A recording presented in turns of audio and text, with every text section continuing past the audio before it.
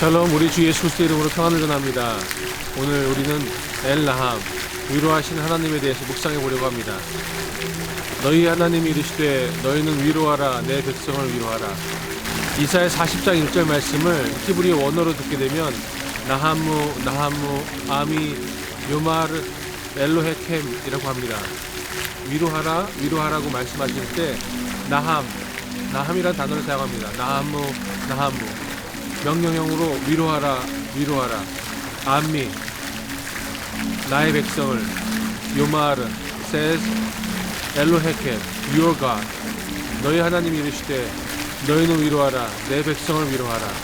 오늘 본문 말씀에는 나함이라는 단어를 썼는데 이 나함이 위로하다 라는 뜻을 갖고 있습니다. 그런데 이 나함에는 다른 뜻이 있습니다. regret, 후회하다라는 뜻이 있습니다. 여호와께서 사람의 죄악이 세상에 가득함과 그의 마음으로 생각하는 모든 계획이 항상 악할 뿐임을 보시고 땅 위에 사람 지으셨음을 한탄하사 마음에 근심하시고, 사람의 죄악이 세상에 가득함과 그리고 사람의 마음으로 생각하는 모든 계획이 항상 악한 것을 보셨을 때 하나님께서 땅 위에 사람 지으신 것을 후회하셨다. He regret. 하나님이 후회하셨다라고 할 때 이 후회에도 나함이라는 단어를 사용했습니다. 그래서 이 나함이라는 단어는 반대되는 뜻 같은데 이 나함에는 정서적 고통과 약함을 경험한다라는 뜻을 갖고 있다는 것입니다. 하나님께서는 정서적인 고통이나 약함을 경험하실 수 없는 분입니다. 왜냐하면 하나님은 완전한 하나님이시고 거룩한 하나님이시고 그리고 온전하신 분이시기 때문에 하나님은 정서적인 고통이나 약함을 경험할 수 없습니다. 그러나 하나님의 형상대로 지으신 사람들이 죄악 가운데 악한 마음들을 갖고 악을 행하는 걸 보면서 하나님이 이 정서적 고통과 약함을 경험하시게 된 것입니다. 그래서 성경은 이것을 하나님께서 후회하셨다라고 말씀하시는 것입니다. 저는 처음에 성경을 읽었을 때 하나님은 전지전능하신 분이신데 모든 것을 아시고 그리고 모든 것을 계획하신 분인데 하나님이 후회하셨다는 것이 이해가 되지 않았었습니다. 그런데 이 엘나함, 정서적 고통과 약함을 경험하시게 된 이 하나님은 하나님의 형상대로 지으신 아들과 딸들의 그 죄악과 그 고통과 정서적인 약함들을 공감하시게 된 것입니다. 그래서 하나님이 아파하시는 것입니다. 하나님이 진노하시기 전에 먼저 하나님이 아파하시고 그리고 성경은 이 하나님이 근심하셨다라고 성경 말씀하고 있습니다. 그래서 하나님께서 말씀하십니다. 이르시되 내가 창조한 사람을 내가 지면에서 쓸어버리되 사람으로부터 가축과 기는 것과 공중의 새까지 그리하리니 이는 내가 그것들을 지었음을 한탄함이니라 하시니라. 창세기 6장 7절에 보시게 되면 하나님이 그 고통 가운데 인간을 벌하시기로 결정하십니다. 그리고 그것이 노아의 홍수입니다.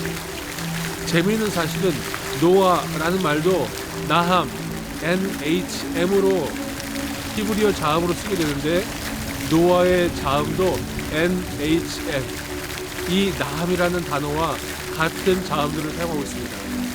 그래서 노아라는 뜻의 이름은 위로, 안식, 평안이라는 뜻을 갖고 있습니다. 그 노아에 대해서 하나님이 위로하십니다. 그러나 노아는 여호와께서 은혜를 입었더라. 당대의 의인이었던 노아를 통하여 하나님이 위로를 받으셨고 그리고 하나님께서 세상에 하나님의 안식을 얻게 하시겠다고 말씀하시는 것입니다. 예수님도 노아에 대해서 말씀하셨습니다. 노아의 때에 된 것과 같이 인자의 때에도 그러하리라. 노아가 방주에 들어가던 날까지 사람들이 먹고 마시고 장가들고 시집가더니 홍수가 나서 그들을 다 멸망시켰으며 당대의 의인이었던 노아를 빼고 다른 사람들은 먹고 마시고 장가들고 시집가는 일, 세상의 죄악 가운데 그냥 그렇게 죄악이 만연한 세상 속에서 죄악 가운데 살았다라고 말씀하고 있습니다. 그리고 결국 하나님의 진노, 홍수가 임함으로 말미암아 거룩하지 않은 모든 사람들은 벌을 받게 되고 노아만 살게 되었다라고 성경은 말씀하고 있습니다. 그 성경은 죄악 가운데 죽을 수밖에 없는 인간들, 하나님의 영광에 이르지 못하고 하나님과의 관계가 단절된 하나님의 자녀들을 통하여 위로하기를 원하십니다. 그래서 엘라함, 위로하시는 하나님은 사람들에게 아버지의 역할이 아니라 위로하시는 어머니의 역할로 다가오시는 것을 보게 됩니다. 여호와께서 이와 같이 말씀하시되, 보라, 내가 그에게 평강을 강같이 그에게 문 나라의 영광을 넘치는 시내같이 주리니 너희가 그 성읍의 젖을 빨 것이며 너희가 옆에 앉으며 그 무릎에서 놀 것이라. 어머니가 자식을 위로함 같이 내가 너희를 위로할 것인즉 너희가 예루살렘에서 위로를 받으리니 너희가 이를 보고 마음이 기뻐서 너희 뼈가 연한 풀의 무성함 같으리라. 여호와의 손은 그의 종들에게 나타나겠고 그의 진노는 그의 원수에게 더하리라. 오늘 이사야서 66장 12절로 14절까지 말씀 보게 되면 어머니 같으신 하나님이 등장하십니다. 우리는 늘 하나님을 아바, 아버지로 부르기 때문에 아버지 같은 캐릭터, 아버지 같은 성품의 하나님만을 생각합니다. 그러나 오늘 이사야 66장 12절로 14절에는 어머니 같은 성품의 하나님이 등장하십니다. 특별히 어머니의 캐릭터들을 설명하고 있는 것을 보게 됩니다. 너희가 그 성읍에 젖을 빨 것이며 너희가 옆에 앉으며 그 무릎에서 놀 것이라고 말씀하고 있습니다. 이 말씀 이사야 66장 12절을 읽으면서 머릿속에 어머니가 연상되지 않으십니까? 어머니의 젖을 빨고 어머니에게 안기고 어머니의 무릎에서 놀고 있는 자녀들의 모습이 그려지지 않으십니까? 그렇습니다. 엘나함 하나님, 위로하시는 하나님은 어머니같이 포근하고 어머니같이 다정하고 어머니같이 인자한 성품으로 우리에게 다가오십니다.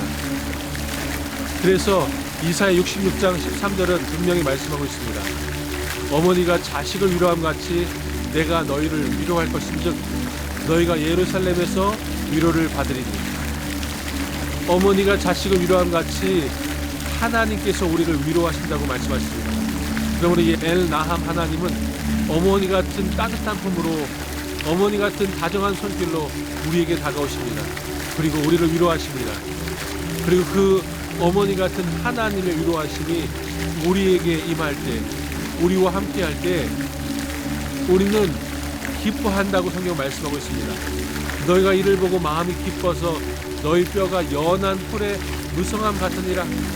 우리의 마음이, 우리 영혼이 얼마나 기뻐하면 뼈가 풀의 무성함 같이, 연한 풀의 무성함 같이 될 것이다 라고 말씀하십니다.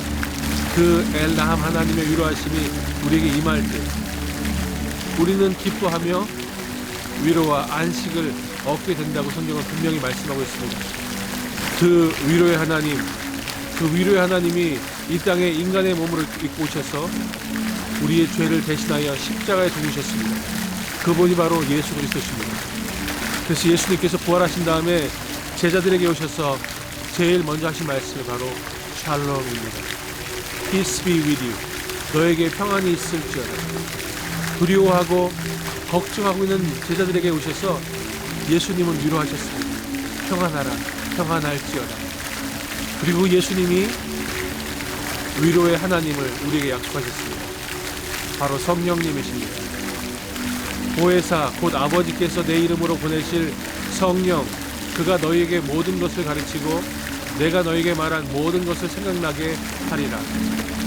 요한복음 14장 26절에 나오는 이 보혜사라는 단어는 파라클레토스입니다. 파라클레토스는 파라칼레오, 부르다, 초청하다, 위로하다, 격려하다는 단어, 동사에서 파생된 단어입니다.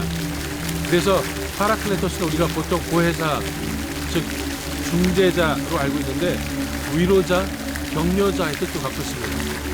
다시 말씀드리면 예수 그리스도께서 우리에게 샬롬 평안이 있을지어다라고 말씀하셨던 그 예수님께서 보혜사 성령님, 우리에게 중재자, 변론자를 보내셨을 뿐만 아니라 우리에게 위로자, 우리에게 격려자를 보내신 것입니다. 바로 엘나함 하나님, 위로의 하나님께서 성령 하나님으로 이 땅에 다시 오셨다고 예수님은 선포하고 계신 것입니다. 그리고 그 보혜사 성령님으로 말미암아 예수님은 우리에게 말씀하십니다. 평안을 너에게 끼치노니 곧 나의 평안을 너에게 주노라. 내가 너에게 주는 것은 세상에 주는 것과 같이 아니하니라. 너희는 마음에 근심하지도 말고 두려워하지도 말라. 예수 그리스도께서 말씀하십니다. 보혜사 성령님, 그 위로자 하나님께서 너희에게 임하실 때에 너에게 평안이 있을 것이다. 너에게 평안을 끼친다. 너에게 평안을 주노라. 그 평안은 세상이 주는 것과 같이 아니하니 마음에 근심하지도 말고 두려워하지도 말라고 말씀하십니다. 하나님이 세상에 죄악이 만연하였을 때 하나님께서 나함, 후회하시고 근심하셨는데 그 하나님께서 노아를 통하여 다시 거룩한 하나님의 약속을 이루시고 그리고 예수 그리스도를 통하여 우리에게 평안을 말씀하시고 그 예수 그리스도의 이름으로 오시는 보혜사 성령님을 통하여 다시 근심하지 아니하고 두려워하지 아니하는 평안의 삶을 살라고 약속하고 계신 것입니다. 그러므로 엘나함 하나님, 우리를 위로하시는 그 하나님의 이름을 의지하고 신뢰하고 나아갈 때 저와 여러분의 삶 가운데 근심하거나 두려워하는 삶이 아닌 평안하고 위로받고 감사하는 삶을 누리는 하나님의 자녀들로 살아가는 삶이 될 줄로 믿습니다. 그러므로 그 하나님을 의지하고 신뢰하고 동행하며 살아갈 때 하나님은 우리에게 말씀하고 계십니다. 하늘이여 노래하라. 땅이여 기뻐하라. 산들이여 즐거이 노래하라. 여호와께서 그의 백성을 위로하셨은즉 그의 고난당한 자를 긍휼히 여기실 것입니다. 지금 고난당하고 계십니까? 고난 앞에 계십니까? 고난 때문에 염려하고 계십니까? 하나님께서 고난당하는 자에게 긍휼을 베푸실 것이라고, 긍휼히 여기실 것이라고 성경 말씀하고 있습니다. 그것은 하나님께서 하나님의 백성들을, 하나님의 자녀들을 위로하시고, 그리고 이 위로하시다는 것은 단순히 마음이나 감정만을 위로하는 것이 아니라 새롭게 하시고 새 힘을 주신다고 성경은 말씀하고 있습니다.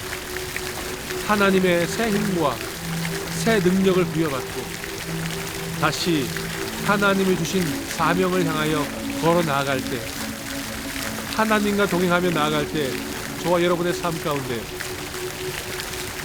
하나님의 안식과 하나님의 평강과 하나님의 긍휼이 임하는 복된 삶을 누리게 될 줄로 믿습니다. 그러므로 나함무 암미 요마르 엘로헤케, 나의 백성들을 위로하라 말씀하시는 그 엘나함 하나님을 의지하며 신뢰하며 동행하시는 삶이 되시기를 축원드립니다. 함께 기도하시겠습니다. 엘나함 하나님, 우리를 위로하시는 하나님 감사드립니다. 우리 마음과 우리의 삶의 정서적인 고통과 약함을 공감하시고 함께 느끼시고 우리를 위로하시는 그 하나님을 신뢰하며 의지하며 나아갑니다. 하나님, 하나님의 백성들에게, 하나님의 자녀들에게 긍휼을 베푸시고 긍휼히 여기셔서 하나님의 위로와 하나님의 평강과 하나님의 안식을 누리게 해 주옵시고 하나님의 무릎에서 놀고 그리고 하나님의 품 안에서 쉬고 하나님이 주신 신령한 양식을 먹는 하나님의 자녀를 되게 해주셔서 하나님의 품 안에서 위로를 받고 평안을 얻고 안식함으로 말미암아 다시 사명의 자리에 나아가 하나님이 주신 그 일들을 이루어 나가는 하나님의 거룩한 백성을 되게 하여 주시옵소서.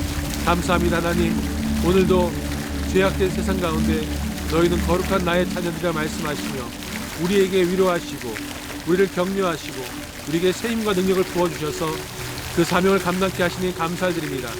하나님, 오늘도 낙심하지 아니하고 좌절하고 포기하지 아니하고 하나님이 주신 날들 가운데 감사하며 기뻐하며 찬송하며 살아가는 저희들 되게 하실 것을 믿고 감사드리며 살아계신 나사렛 예수 그리스도의 이름으로 기도하였습니다.